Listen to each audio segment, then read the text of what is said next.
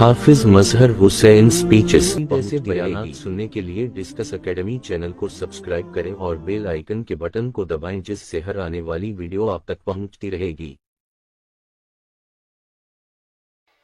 تو دیکھیں یہ ہمارے شہزادے ابھی آپ کو سنانے کے لیے تشریف فرما ہیں، تو میں کہہ رہا ہوں کہ آپ سننے والا ذرا ماحول پیدا فرما لیں، سنیں گے جوش کے ساتھ، ہوش کے ساتھ تشریف رکھیں۔ یہ وہ جگہ ہے، یہ وہ مقام ہے، یہ وہ مسجد ہے جہاں آپ دیکھیں گے کہ ہمارے جو بزرگ تھے مولانا عبدالسلام صاحب رحمت اللہ تعالی علیہ، اللہ تعالیٰ ان کی قبر پر کروڑوں رحمت نازل فرمائے۔ یہ ان کا ایک باغ ہے، باغیچہ ہے، جس کی آبیاری کے لیے، جس کو پانی دینے کے لیے آپ اور یہ لوگ تشریف فرما ہیں۔ ابھی باری باری آپ کے سامنے تشریف لاتے ہیں۔ الحمدللہ وکفا وسلام علی عبادہ الذین اصطفى لا سیما علی سید الرسل وخاتم الانبیاء وعلی آلہ وصحبہ ومن بیدہ مہتدی، اما بعد فاعوذ باللہ من الشیطان الرجیم، بسم اللہ الرحمن الرحیم۔ ما كان محمد أبا أحد من رجالكم ولكن رسول الله وخاتم النبيين۔ عن أنس بن مالك رضي الله تعالى عنه قال قال رسول الله صلى الله عليه وسلم إن الرسالة والنبوة قد انقطعت فلا رسول بعدي ولا نبي، صدق اللہ العظیم وصدق رسولہ النبی الکریم، ونحن على ذلك من الشاہدین والشاکرین والحمد للہ رب العالمین۔ نماز اچھی، روزہ اچھا، حج اچھا، زکوٰۃ اچھی۔ نماز اچھی، روزہ اچھا، حج اچھا، زکوٰۃ اچھی، مگر باوجود اس کے میں مسلمان ہو نہیں سکتا۔ نکٹ مروں جب تک کھا جائے یسرف کی حرمت پر، خدا شاہد ہے میرا کامل ایمان ہو نہیں سکتا۔ نہایت واجب الاحترام معزز علماء کرام، عزیز بھائیو، دوستو، بزرگو، میری آج کی گفتگو کا عنوان عقیدہ ختم نبوت اور محافظ ختم نبوت ہے۔ عقیدہ ختم نبوت بہت ہی اہم عقیدہ ہے۔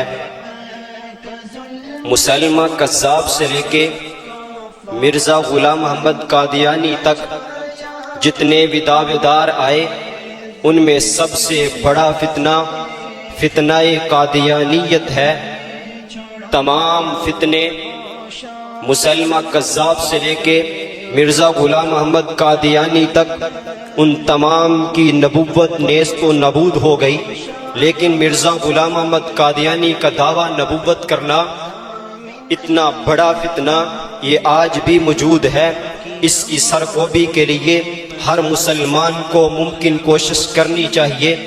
عقیدہ ختم نبوت بہت ہی حساس عقیدہ ہے۔ سب سے پہلے یہ بات سمجھنا ضروری ہے کہ عقیدہ ختم نبوت کا مطلب کیا ہے۔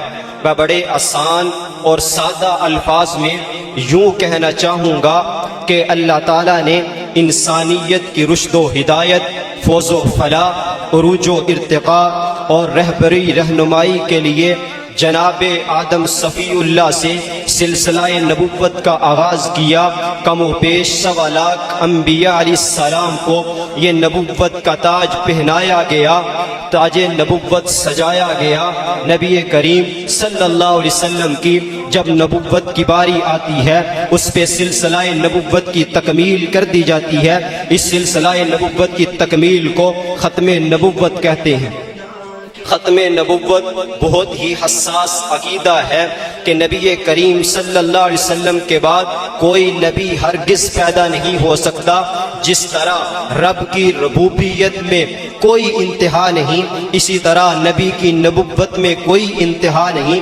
حضور نبی کریم صلی اللہ علیہ وسلم کی نبوت قیامت تک رہے گی. اس نبوت کا کوئی مکان نہیں ہے، اس نبوت کی کوئی زمان نہیں ہے، یہ لا محدود نبوت ہے. نبی کریم صلی اللہ علیہ وسلم کی نبوت کے بعد کوئی بھی دعویٰ نبوت کرے وہ ہرگز مسلمان نہیں ہو سکتا. جس طرح اللہ تعالیٰ کی الوہیت کے بعد، اللہ تعالیٰ کی الوہیت کے بعد کسی بھی ذات کی الوہیت کے تصور کو قبول کرنا کفر ہے، اسی طرح نبی کریم صلی اللہ علیہ وسلم کی نبوت کے بعد کسی قسم کی نبوت کے تصور کو قبول کرنا بھی کفر ہے. سید الفقہا، امام الائمہ، سراج الامہ، تلمیذ صحابہ حضرت امام اعظم ابو حنیفہ، حضرت نعمان بن ثابت رحمہ اللہ، حضرت امام صاحب کفر کا فتویٰ عائد کرنے میں سب سے محتاط شخصیت ہیں.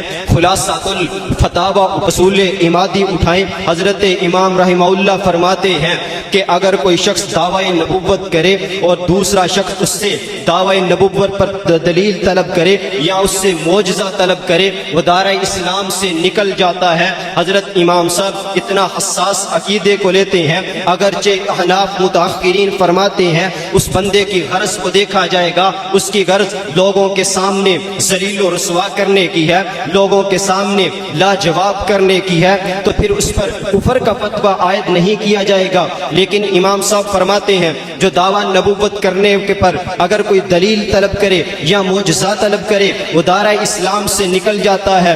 تو دعویٰ نبوت کرنے والا امام الانبیاء کے بعد ہرگز مسلمان نہیں ہو سکتا. نبی کریم صلی اللہ علیہ وسلم کی نبوت کی عظمت کا تقاضا یہ ہے، فقط نبی کی نبوت اور رسالت اور افضلیت ہی نہیں بلکہ ختم نبوت پر ایمان لانا ضروری ہے.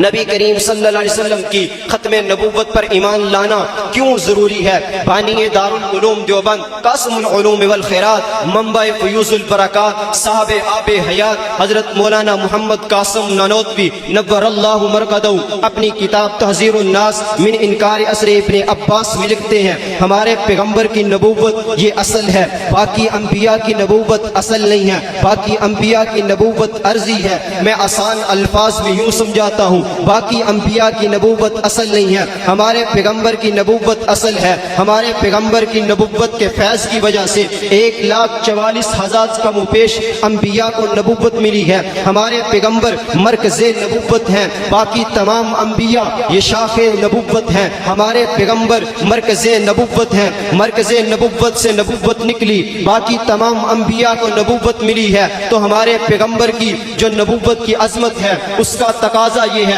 فقط امام الانبیاء کی نبوت اور رسالت افضلیت کو ماننا کافی نہیں ہے بلکہ آپ کی ختم نبوت کو ماننا ضروری ہے. حضور سرور کونین صلی اللہ علیہ وسلم کی دعوی نبوت کرنا، یاد رکھیے حضور صلی اللہ علیہ وسلم کی جو نبوت ہے وہ غیر محدود ہے، باقی تمام انبیاء کی نبوت وہ محدود ہے. مکان و زمان کے لحاظ سے، افراد و شخصیات کے لحاظ سے وہ محدود ہے، لیکن ہمارے پیغمبر کی نبوت غیر محدود ہے. قرآن کریم کو دیکھیں، قرآن کریم تمام انبیاء کی نبوت کی تحدید کا ذکر کرتا ہے. قرآن کریم کو دیکھیں، قرآن کہتا ہے الی مدین اخاہم شعیبا الی ثمود اخاہم صالحا و الی عاد اخاہم ہودا لقد ارسلنا نوحا الی قومی. نبوت کی تحدید کی جا رہی ہے، حد بندی کی جا رہی ہے، لیکن جب باری ہمارے پیغمبر کی آتی ہے نہ زمانے کی حد ہے، نہ نبوت کی حد ہے، نہ مکان کی حد ہے. جب ہمارے پیغمبر کی باری آئی اللہ تعالیٰ نے فرمایا قل، اے نبی جی فرما دیجئے، اعلان عام فرمائیے، یا ایھا الناس، اے روئے زمین کے انسانوں، انی رسول اللہ الیکم جمیعا، میں تم سب کی طرف تاج نبوت سجا کر بھیجا گیا ہوں. جس طرح رب کی ربوبیت کی انتہا نہیں اسی طرح مصطفیٰ کی نبوت کی کوئی انتہا نہیں. وہ تو الہ العالمین ہے، آپ نبی العالمین ہیں، وہ رب العالمین ہیں، آپ رحمت للعالمین ہیں. ہمارے پیغمبر کی نبوت غیر محدود ہے. ہمارے پیغمبر کی نبوت زمان اور مکان کا تقاضا نہیں کرتی، بلکہ قیامت تک آنے والے تمام انسانوں کے لیے ہمارے پیغمبر کی نبوت ہے. ہمارے پیغمبر کی نبوت غیر محدود ہے. تو ہمارے پیغمبر کی نبوت کی عظمت کا تقاضا یہ ہے کہ فقط آپ کی نبوت اور رسالت اور افضلیت کو مان لینا کافی نہیں ہے، بلکہ آپ کی ختم نبوت پر ایمان لانا ضروری ہے.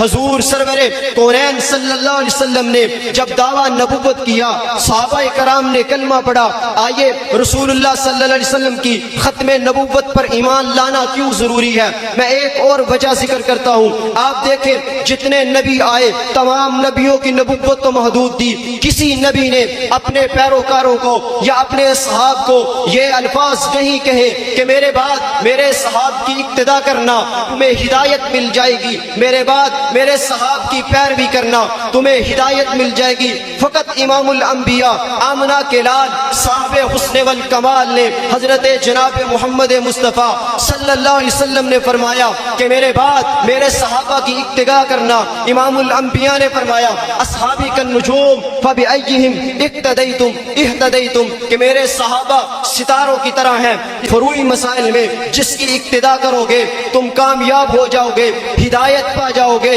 میرے صحابہ ستاروں کی مانند ہیں. کسی نبی نے یہ نہیں کہا میرے اصحاب کی پیروی کرنا، لیکن فقط امام الانبیاء نے فرمایا کہ میرے بعد میرے اصحاب کی پیروی کرنا. حضور سرور کونین صلی اللہ علیہ وسلم نے فرمایا میرے اصحاب کی پیروی کرنا. پھر تمام صحابہ میں 4 صحابہ کو ممتاز کیا. فرمایا علیکم بسنتی وسنت الخلفاء الراشدین المہدیین، یعنی خلفاء اربعہ کو ممتاز کر دیا. فرمایا کہ 4 خلفاء حضرت ابو بکر صدیق، حضرت عمر، حضرت عثمان، حضرت علی رضی اللہ تعالیٰ عنہ کو ممتاز کر دیا. پھر ان 4 شخصیات میں سے آپ نے 2 شخصیات کو ممتاز کیا. فرمایا فاقتدوا بالذین من بعد ابی بکر و عمر، میرے بعد ابو بکر کی اقتدا کرنا، میرے بعد یکے بعد دیگرے عمر کی اقتدا کرنا. حضور نے ان 2 شخصیات کا تذکرہ فرمایا. پھر ان 2 شخصیات میں حضور نے فرمایا کہ فاقتدوا بالذی من بعد ابی بکر و عمر، میرے بعد ابو بکر کی اقتدا کرنا. پھر جیسے اللہ اور اس کے رسول پیشن گوئی فرما دے، حضرت عمر نہیں حضرت ابو بکر صدیق حضور دنیا سے رخصت ہوئے. ابو بکر صدیق منصب خلافت میں متمکن ہوئے. حضرت ابو بکر صدیق منصب خلافت میں متمکن ہوئے. اور صحابہ نے دیکھا کہ ابو بکر صدیق کا پہلا نمبر ہے، اس لیے کہ رسول اللہ نے ارشاد فرما دیا کہ ابو بکر صدیق کے بعد حضرت عمر ہوں گے. حضرت ابو بکر صدیق رضی اللہ تعالی عنہ سب سے پہلے صحابہ میں منصب خلافت میں متمکن ہوئے. حضور کی نبوت کو دیکھیں، حضور نے تمام انبیاء کی نبوت کی تصدیق کی. تمام انبیاء سابقین انبیاء کی تصدیق کی. سلسلہ اس طرح چلتا تھا، ایک نبی دنیا سے رخصت ہوتا دوسرا آ جاتا.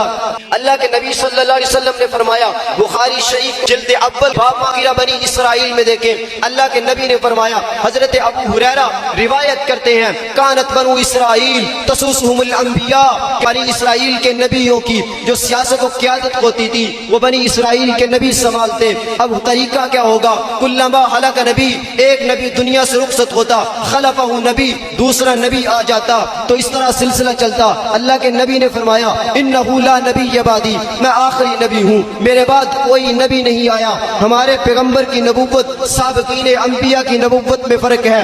باقی انبیاء کو دیکھیں تو ان کے خلفاء نہیں ہے، نبی آتے رہے، ایک نبی کے بعد دوسرا نبی. لیکن جب باری ہمارے پیغمبر کی آئی تو اللہ کے نبی نے فرمایا انہ لا نبی بعدی فسیکون خلفاء، میرے بعد میرے خلفاء ہوں گے، فیکثرون، کثرت سے ہوں گے. حضور نے فرمایا میرے اصحاب کی پیروی کرنا. اب سوال پیدا ہوا کہ حضور نے جب تمام نبیوں کی تصدیق کی، حضور کی تصدیق کون کرے گا؟ تو امام الانبیاء نے فرمایا کہ میرے بعد میرے صحابہ ہوں گے، یعنی اجرائے نبوت کی نفی فرمائی، اجرائے خلافت کا اثبات فرمایا کہ میرے بعد میرے اصحاب ہوں گے. اب حضور کی تصدیق کون کرتا؟ قربان جائیے پروردگار کی حکمت پر کہ اس نے منصب نبوت کو تجویز نہ فرمایا بلکہ منصب خلافت کو تجویز فرمایا، منصب صدیقیت کو تجویز فرمایا۔ تمام انبیاء کی تصدیق کرنے والے ہمارے پیغمبر تھے، ہمارے پیغمبر مصدق تو ٹھہرے، مبشر نہیں ٹھہرے، کسی نبی کی بشارت نہیں دی، حضور مصدق ٹھہرے، مبشر نہیں ٹھہرے، لیکن حضور کی تصدیق کون کرتا؟ حضور کی تصدیق کے لیے امام الانبیاء نے جو حدیث مبارک کے الفاظ دیکھیے، ابو بکر صدیق منصب خلافت پہ آتے ہیں۔ قرآن کریم کو دیکھیں، وعد اللہ الذین آمنوا لیستخلفنہم فی الارض کما استخلف الذین من قبلہم وليمکنن لهم دینہم الذی ارتضی لهم وليبدلنہم من بعد خوفہم امنا۔ حضور نے اور اللہ تعالیٰ کی آیات کو دیکھیے تو منصب خلافت کا اس بات ہو رہا ہے، منصب نبوت کی نفی ہو رہی ہے۔ حضور نے تمام انبیاء کی تصدیق کی، لیکن حضور کی تصدیق کے لیے صدیق اکبر آئے۔ نبی کریم صلی اللہ علیہ وسلم کے بعد حضور نے جو پیشن گوئی فرمائی، اس پیشن گوئی کے مطابق حضور کی تصدیق صدیق نے کی ہے۔ اللہ تعالیٰ ہمیں ختم نبوت پہ رہنے کی توفیق عطا فرمائے، خاتمہ ایمان پر فرمائے۔ وما علینا الا البلاغ المبین۔